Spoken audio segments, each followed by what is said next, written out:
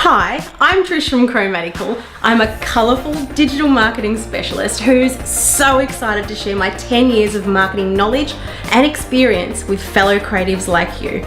I've done a lot these past 10 years. I've built shops and blogs, ran courses, created marketing strategies for businesses big and small, and that's just to name a few. Marketing is my entire world, so if you're here because you want to market your brand a little bit differently, a little bit more colourfully, then you're in the right spot. Let's start. Today I want to talk to you about niches or niches depending on where you're from. Have you ever heard the saying that riches are in the niches? That's because it's true.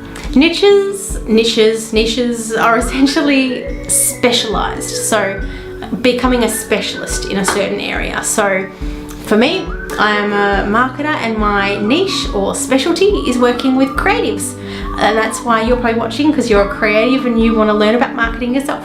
So that's why I wanted to niche down, because I didn't want to just target anyone that wanted marketing. I wanted to target creatives. Now the reason that riches are in the niches is because your audience is usually super qualified. When you're typing something into Google, you're generally typing in a niche. So for example, if you have a sore foot, you might Google places to help with sore feet, and you won't just go to a doctor, you'll go to a podiatrist, because that's niche in the doctor side of things. That's specific to exactly what your needs are. Whereas a doctor, you're sort of like, oh, they might be able to help me with something, but they know a little bit about a lot, but a podiatrist knows everything about feet, and I'm gonna trust them. So that's where niching down and becoming a specialist in your area, in your field, will benefit you, because people searching for what they need will be more likely to go with someone who's specialized in a more niche area than someone who's just broad coverall. So let's go flowers. You could be a florist, that's fine, but if you are a wedding florist, you are so much more likely to get more money, because people will find your service because you are a wedding florist, because they know that you specialize in wedding floristry. I don't know if that's a word.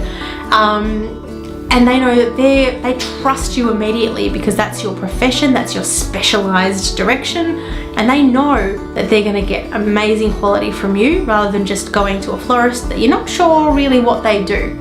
So finding your niche is basically saying, look at me, I can help you best. If you're an interior stylist, your niche could be minimalism or maximalism, but instead of trying to cover both, pick what you're good at, what you love the most. If it's minimalism, that's great. Focus on that. Don't try to do it all, because then if a client's like, oh, I really want a minimalist interior stylist, they're going to call you. They're not just going to call a stylist. They're going to go, ooh, this person's totally going to get exactly what I mean. They've probably done a million houses that are minimalist. They're going to know what my words are, what I'm trying to explain. I'm going with this person. And that's where the difference is. And that's where the riches are in the niches or niches. I like niches. I wish it rhymed. Anyway, I wanted to keep this short and sweet. I wanted to sort of explain the importance of niching down and how it can really help. And it really does. It's helped me. It helped me a great deal. By niching down, it does limit your growth. It limits how many people can follow you, because you are very, very specific. You're not just a florist, you're a bridal florist, which means that only people who follow you may be potentially getting married or bridal and that sort of thing, but you will make more money out of it because you're specialized.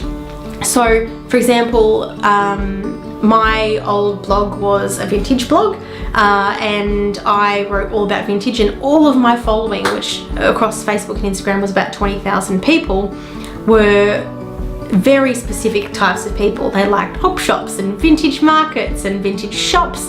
They loved thrifting and history and antiques, and I knew exactly what type of audience my audience was. Now, even though I just had a following of about 20,000, that I was sometimes earning more money than accounts who had 100,000 followers who were super broad.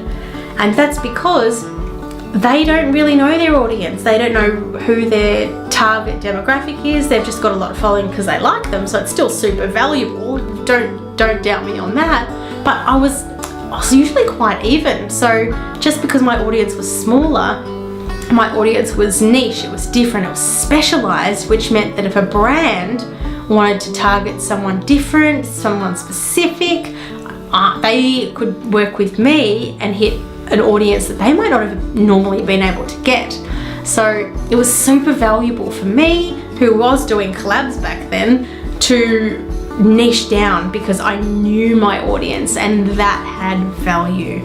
So I hope that makes sense. I hope that encourages you to find your niche, and it also makes it a lot easier to come up with content because you're not trying to make everyone happy in the world. You're like, I'm focusing on these people. These people are the ones that I love, that love me back, and what you love to do. I love marketing. I do it every day for my job.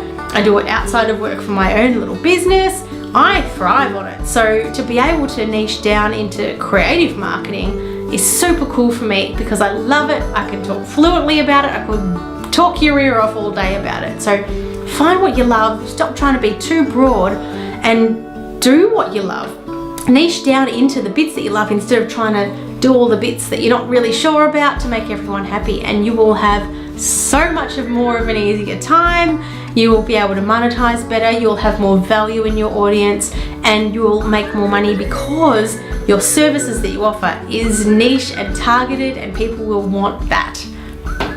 I think I'm getting repetitive now. You get my gist. I'll leave it there. I said it would be short and sweet. What am I up to now? 6 minutes. That's not too bad for me. Thank you guys so much for watching. If you liked it or you know someone who would like it, sharing it, liking it, and commenting on it and all that sort of thing really helps. And of course, that big red subscribe button helps me more than the world. I'd love if you could subscribe. It really does help. Thanks so much for watching. I'm Trish from It's Chromatical on Instagram. I'll see you in my next video. Bye.